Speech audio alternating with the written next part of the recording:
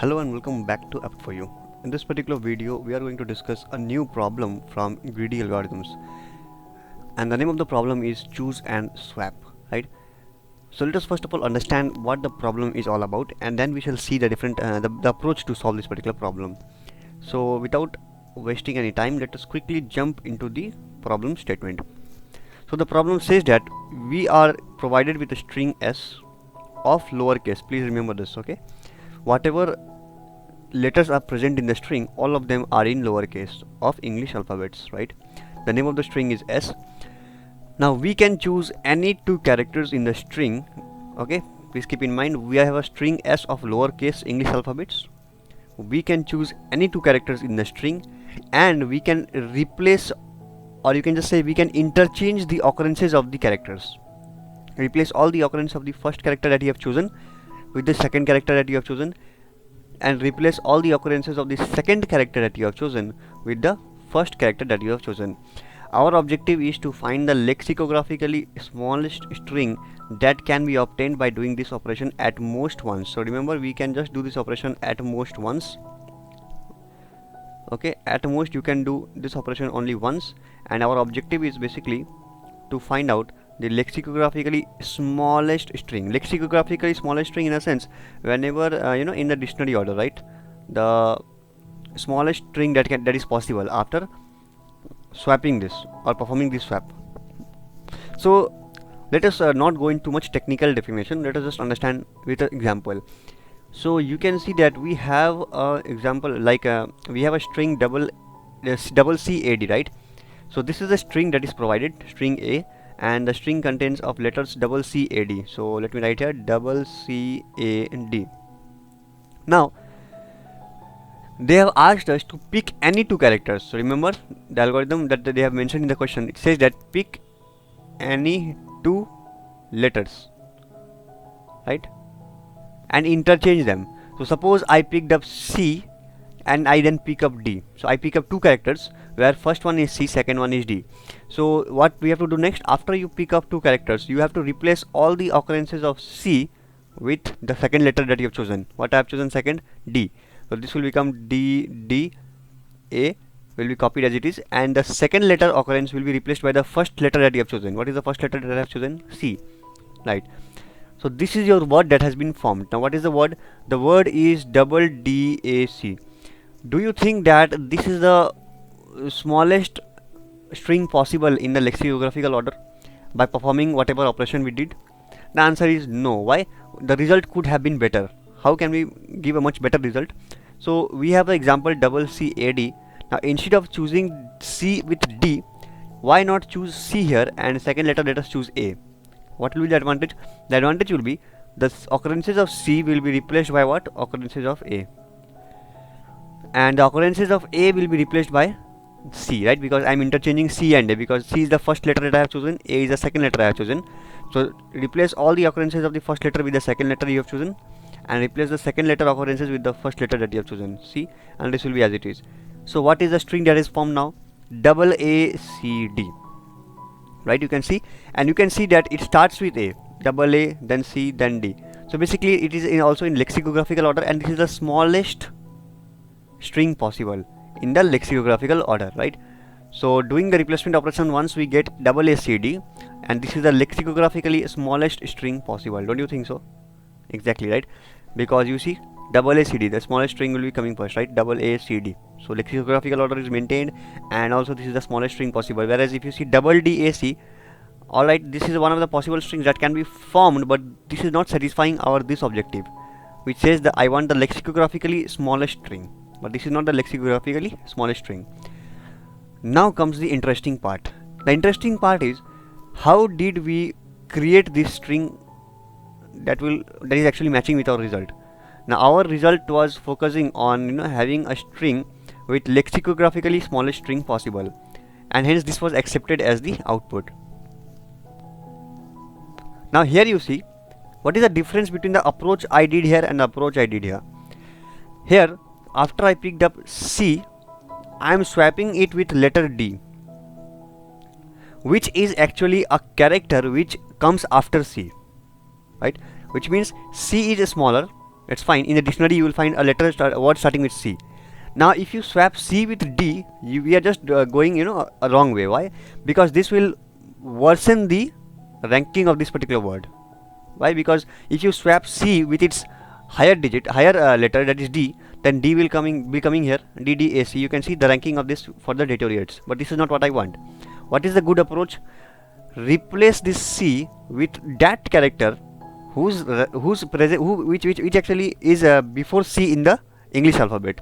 So D is basically after C in the English alphabet, and if I replace C with D, this is just deteriorating my ranking in the lexicographical order.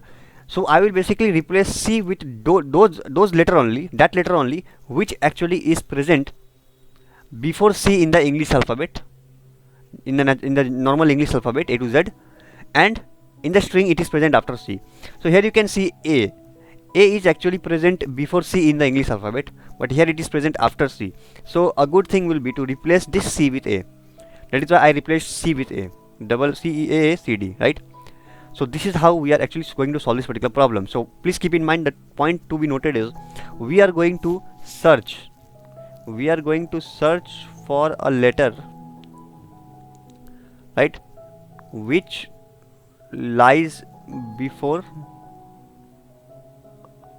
a letter that has been considered. For example, here I considered C first, so I am just searching for a letter which comes before C in the English alphabet, right? And if I found that, then immediately pick that element and swap them and replace all the occurrences. Fine. Let us now quickly code this particular problem. Okay, before that let us focus on some constraints that has been given. So here they say that we can basically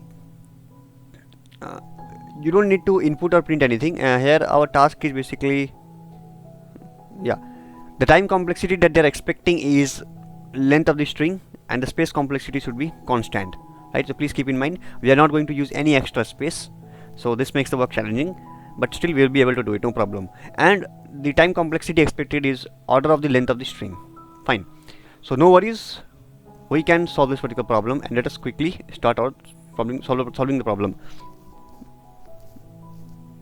So what we are going to do now, as I mentioned that in this approach what I was doing is I was looking for a character which actually is present after C in the string, but in the English alphabet it appears before C in the string. So before that, let me explain you. This is the function choose and swap. I have received a string A, right? So I will basically take the help of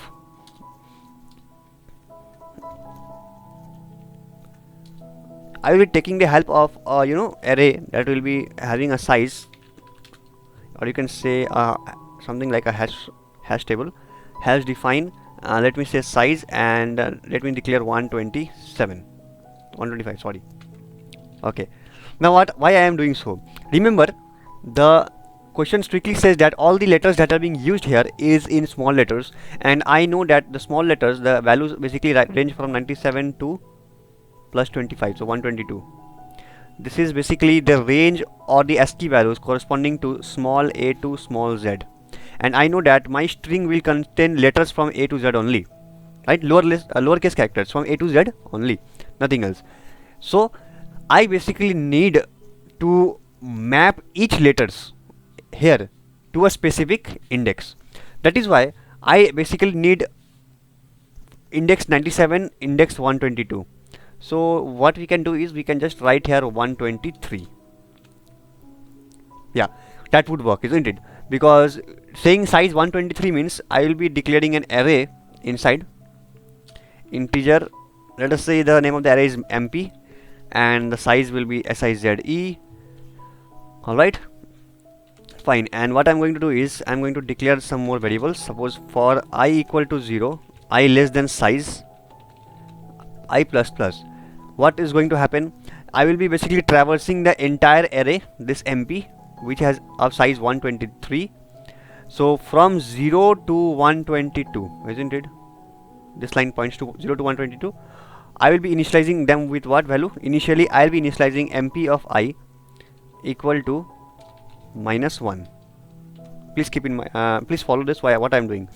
So basically nothing, so strict. I'm just simply creating something like this. And remember, my index starts with 0, 1, 2 and so on. Finally I'm coming here somewhere 97, 98, 99, 100, 101 and so on till 122. These are the index number, and please keep in mind each of them corresponds to, basically as per my logic that I will be following, I'm interested in this particular part only, I'm interested in this portion only.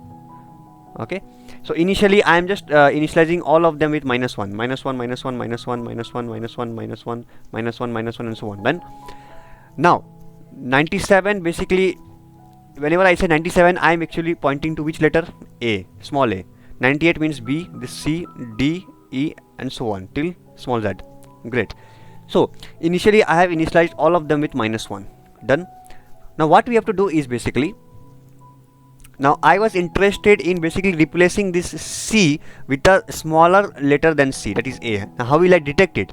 So for that, before detecting, what we should do is we should consider the string that is provided to us. So what is the string that has been given to us? The string that has been given to us is nothing but double CAD. This is the string that has been given to us.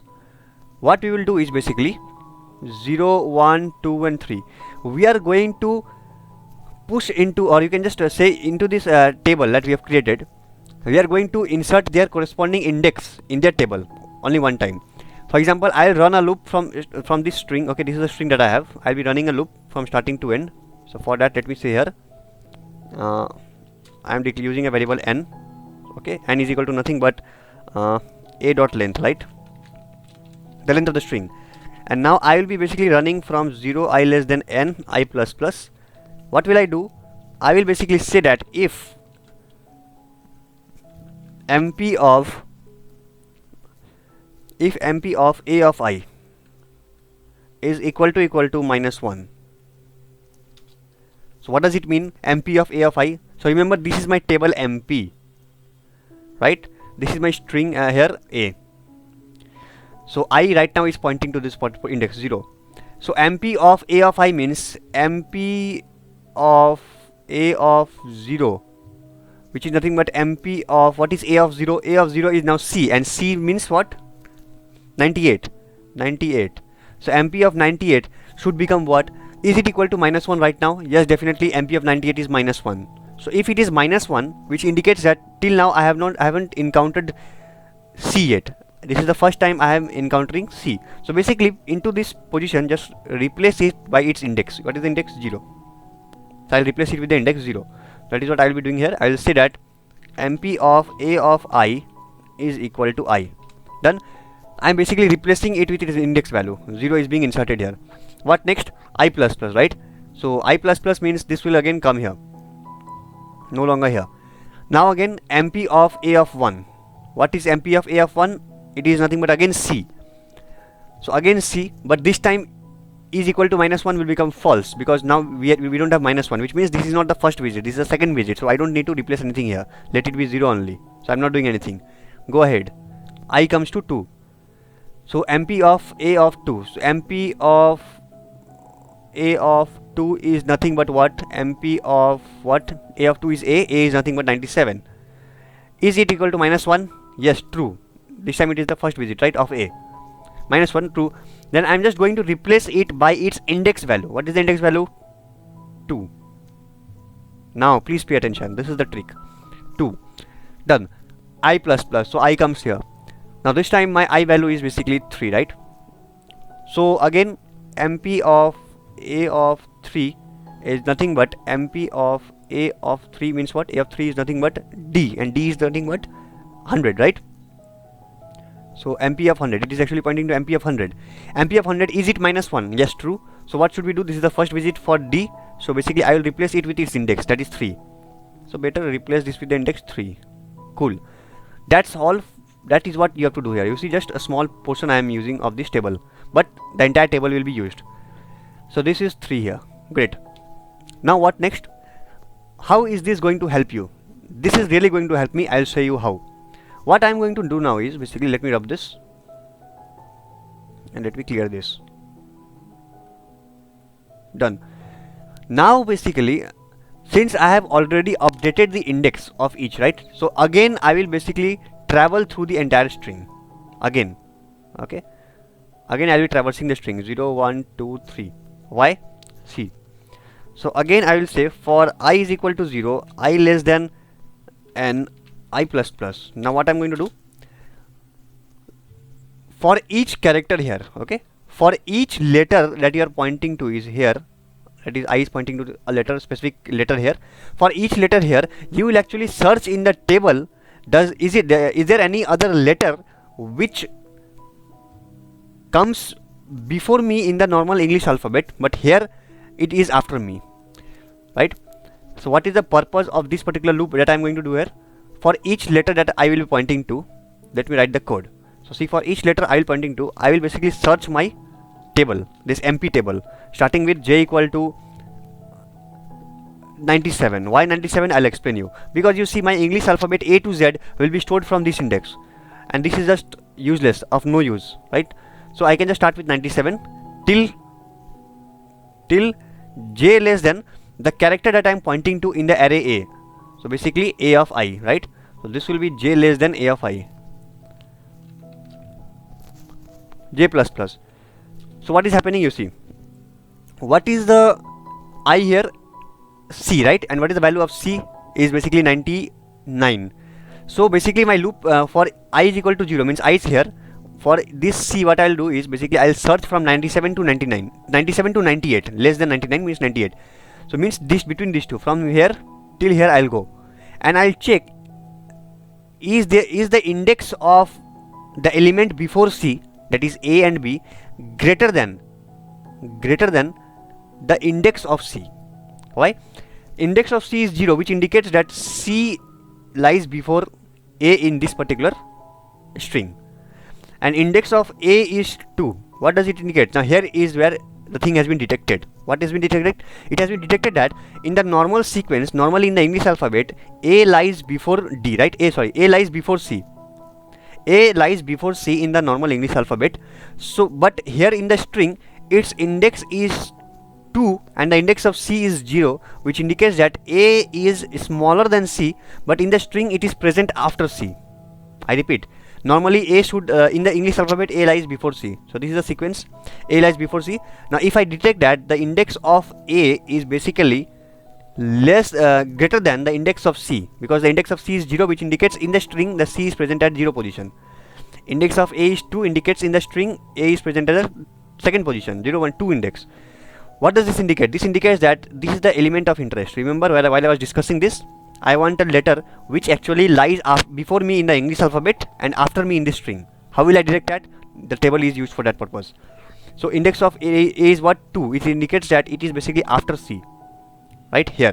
So basically I should pick these two elements. So that is why I am saying here, whenever I will find out that if MP of J, if MP of J means the value of J that you are pointing to in this array, MP of J, so basically it is 2 here, isn't it, is found to be greater than MP of A of I. Okay, what should we do? We should basically, now our job is done, isn't it? We have immediately detected a letter which lies after me here, but it should actually lie before me in the English alphabet. So basically I have detected, so my work should be done. So I'll basically try to come out of the loop. So in order to avoid excessive repetition, I'll be using a flag variable, flag equal to 1. Okay, so outside the loop I'll be using a flag variable which is initially off. So just it is like suppose it is working like an alarm. So let me write alarm equal to 0. Alarm is initially off. The moment I detect an element of interest, I will basically say that alarm equal to 1. Alarm will be raised, right? Alarm is equal to 1. Done. What will happen? And then I will just saying break, come out of the loop. Now you don't have to do anything because I have received my element of interest. What was my element of interest? My element of interest was a letter which is actually smaller than me in the English alphabet, but here it is present after me. That is what is happening here. You see, considering C with A is smaller than me, C in the English alphabet, but here A is present after C. So I should just pick A and C. So this is the working. I will be here. Now J will start from here. So the first time only it encountered what? A. right? So j is equal to 97. So first time only it encountered at this position that its index value is basically smaller, greater than the index value of c, mpa of j, that is 0. So 2 greater than 0, true, isn't it? Detected. So alarm equal to 1, break. After break, what will happen? Now it will come out of this inner for loop, but again it will go on iterating for the outer for loop. But I don't want that. That is why again inside also I'll say if alarm has been raised. If alarm has been raised, then just break. You don't have to iterate again. This is just to reduce the running time, right? Unnecessarily, no need to run again. Come out of the loop. Now, what should I do? Now it's basically time to exchange, swap these letters. Now, please keep in mind. Let me just rub this. So I should rub this. Yeah, I hope it is visible now. Now, please keep in mind that my J is pointing to which index? 97, right? I is pointing to which character? C. So it basically means that after you have come out of the loop, when you have detected, when the alarm has been raised and you have come out of the loop, you will declare a variable character c1 equal to what? J. Suppose not J. Right now I will be declaring this particular character. Suppose I have picked up this character. Wherever I is pointing, pick that character. So c1 is equal to suppose a of I. No problem. And second character should be what? c2, which should be equal to what? The equivalent character of basically this j, right? Now basically j index is what? 97, but I don't want 97. I want the equivalent character corresponding to 97, which is nothing but a. So that is why I am just using typecasting character j. So c2 will store the character a and c1 will be storing the character c. What should we do now? Again we should basically run through the entire string, traverse the entire string. So I'll be basically traversing the entire string, like for I is equal to 0, I less than n, I plus plus. What should I do? Now if I encounter that my a of I is basically equal to c1, then I will be replacing a of I with what? c2. Else if a of I is equal to c2, what should I replace it with? A of I with c1. So what will happen? Basically I will show you the working. This is my CCAD. So I am starting from here. Now remember my c1 is what? C, c2 is what? A. So if it is c, then replace it with a. Done. C, then replace it with a, then replace it with c, and d remains as it is. Double a c d should be my output. It is stored in the same string a. So I should return what? This function is going to return a. That's it. So I hope you understood the working. Now please note that the time complexity here is basically what? Order of the length of the string. Length of string, this is the time complexity, and space complexity is constant. Why constant? Remember, irrespective of irrespective of the size of the string, I am always creating, my size is basically constant. You see, I am using constant size of 123 basically to accommodate 97 to 122 index, right? If you can also reduce the space by only 26 cells, but in that case you will have to basically modify something here, like a of I minus the value of a, that is 65, and so on. That makes the thing much more complicated, a bit complicated to write in the code, but you can just do a trade-off. You can use extra space here, although it is not being used, no problem, but still it is satisfying a constant space complexity. So I hope you have understood this particular video. Let me just quickly run the code. So if I compile the code,